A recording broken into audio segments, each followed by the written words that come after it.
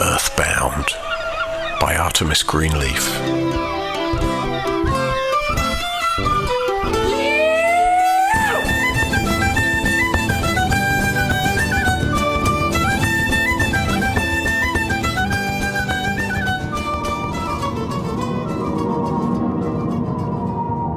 Chapter 9, Fiona's Radio.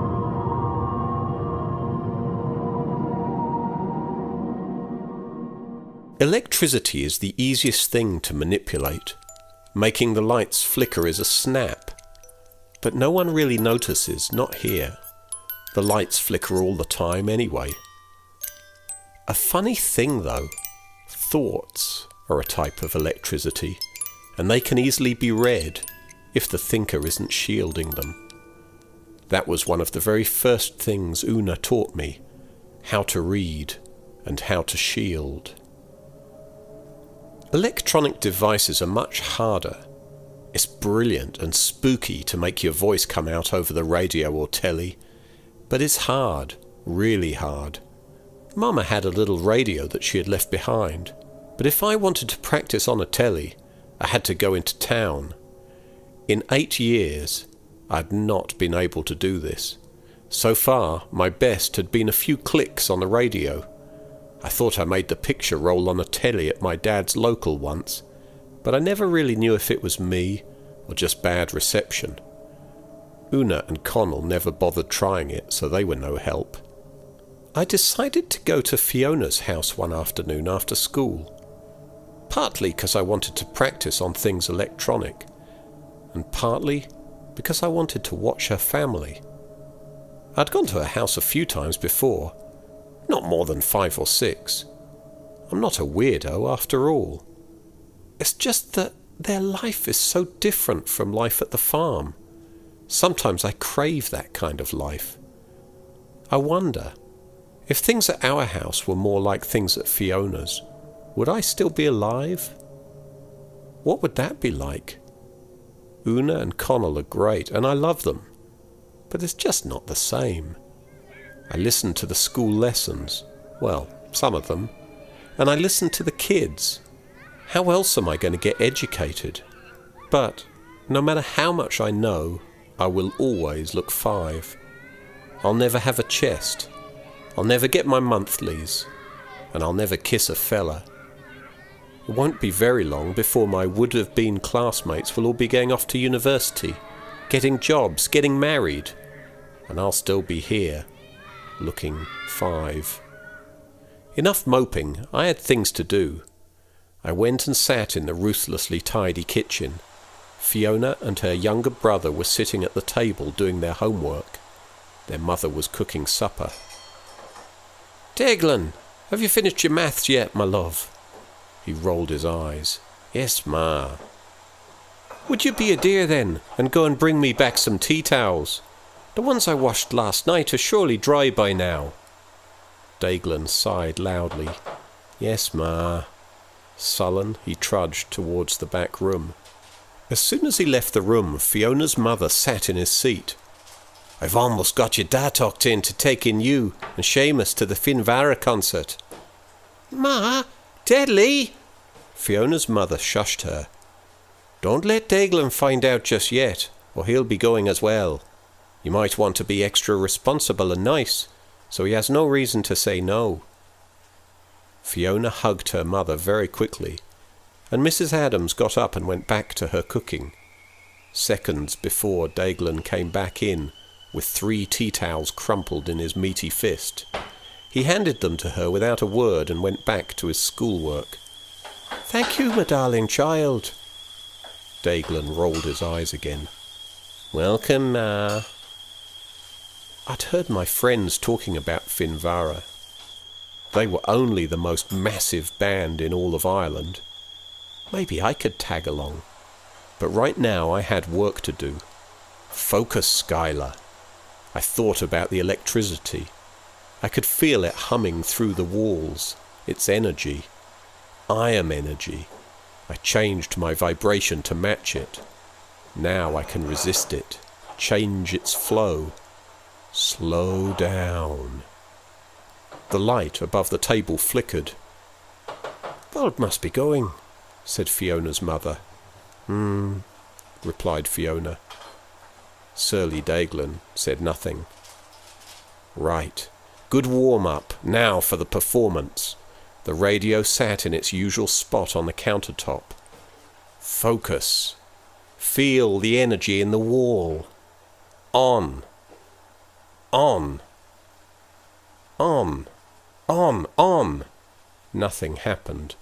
I willed the radio to turn on with everything I had. Seconds passed. A loud buzz and a splutter of white noise jolted the air, making everyone, especially me, jump. Tinny strands of Beethoven's Fur Elise shot with static, crackled out of the radio and into the stark white kitchen. The three Adamses' jaws dropped open, and 6 eyeballs stared at the cheap transistor radio on the counter. Now for the big finish. I tried to get in tune with the machine, feel its vibrations. "Hello?" I said. The word tumbled out of the speakers clear and plain, and not belonging there. It's been so long since I heard my own voice. "Ma!" Daglin shouted. "Did you hear that? Did someone just say hello?" Yes, I think so." Fiona had left her battered captain's chair and was clinging to her mother. Daglin, at least, was no longer sulking. But I hadn't meant to frighten them so. "Don't be scared. It's just me. Sorry," I sent through the radio. "Don't fear. No harm." It is very hard to push out words through the radio, so I did as few as possible. I wish I hadn't upset them. I don't know what I thought would happen. I forget what it's like being a non-dead.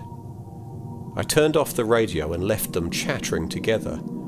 I had been practicing with Mama's old radio, but I didn't know if anyone could hear me on it. This was important, though. I had the beginnings of a plan that might just get rid of Rodney Aldrich. Next stop, Doyle's Tavern. Now I knew I could do the radio, I wanted to try the telly. I didn't want to frighten Fiona's family any more than I already had. I don't want to give ghosts a bad name.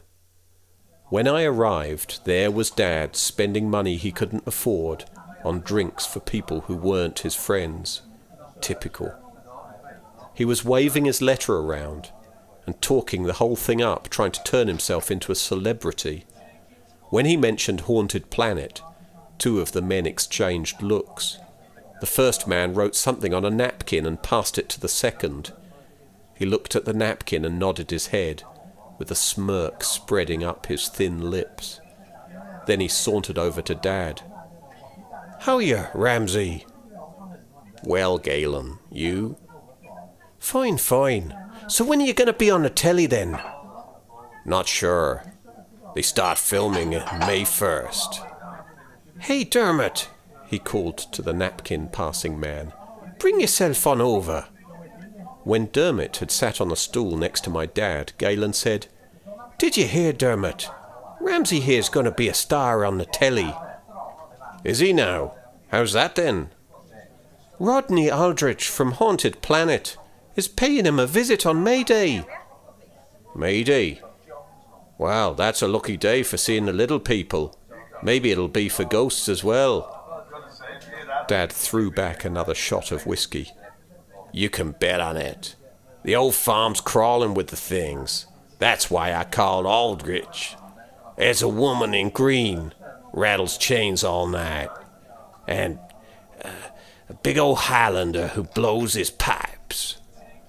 Then he tried to imitate a bagpipe. It was horrifying. I was so embarrassed. He was so drunk he couldn't speak properly, so he probably wouldn't even remember this in the morning. But I would. And if I wasn't already dead, I would wish to be after seeing this. But I had more important things to worry about than Dad making a fool of himself. Wouldn't be the first time nor the last. The television. That's what I was after. Could I make a broadcast? I went and stood right up on the bar, as close to the thing as I could get. I focused. I concentrated. I felt the energy of the TV. The sound was turned off, and the closed captioning on as usual. I imagined the letters I was thinking printing out on the screen. "Hello world," I said. Nothing. I willed it to happen. I tried again. Nothing. I shouted. The barman looked up from wiping the bar with a filthy rag, but no letters came on the screen. If I was going to scare Aldrich away, I would have to do better than that. I gave up for the night and went back to the farm to work on my plan.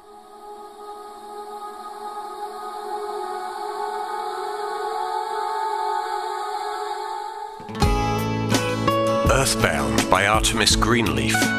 This work is licensed under the Creative Commons Attribution Non-Commercial No Derivative Works 3.0 United States license.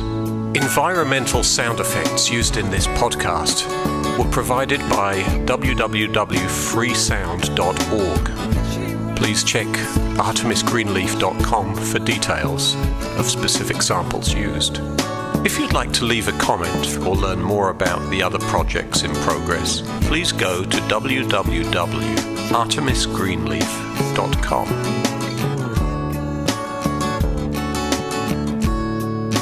Dandelion girl, watch her play on a summer